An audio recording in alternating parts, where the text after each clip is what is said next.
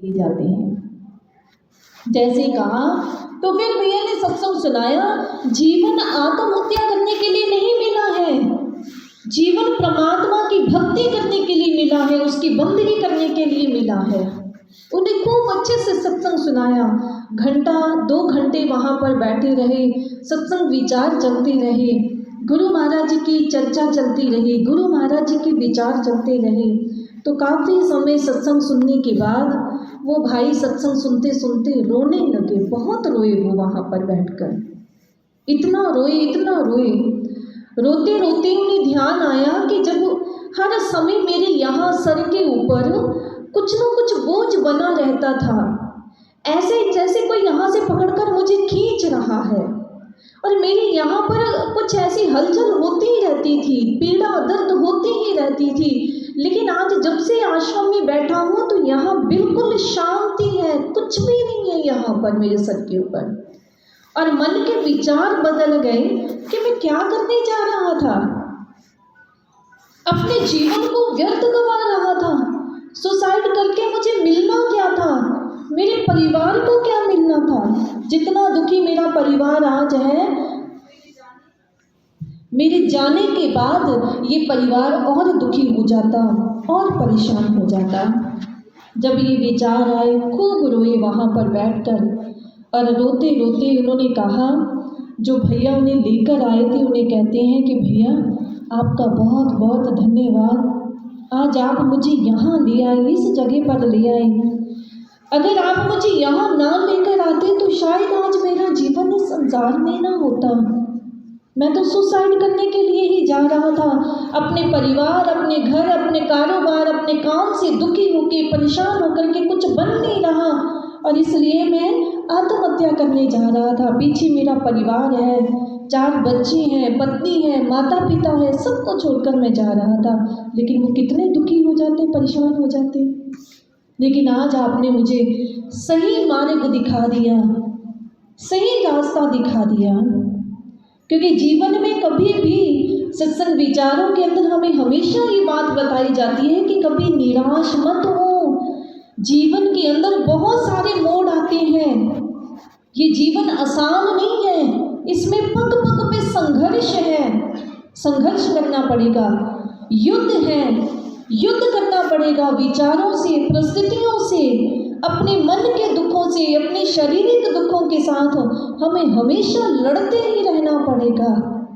लेकिन इस युद्ध के अंदर यदि हमें भी पांडवों की तरह भगवान श्री कृष्ण हमारे साथ हो जाए, यदि हमें भी भगवान हमारा सारथी बन जाए इस जीवन का, तो फिर इस युद्ध में कभी हमारी हार नहीं हो सकती।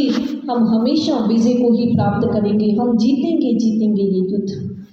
इसलिए तो उन भैया ने जब इन विचारों को सुना और सुनकर सब विचारों को, निराशा को, सब कुछ त्याग कर अब बड़ी आशा के साथ, उत्साह के साथ उठे, और उठकर उन्होंने अपने काम पर गए और खूब डटकर मेहनत की, काम किया।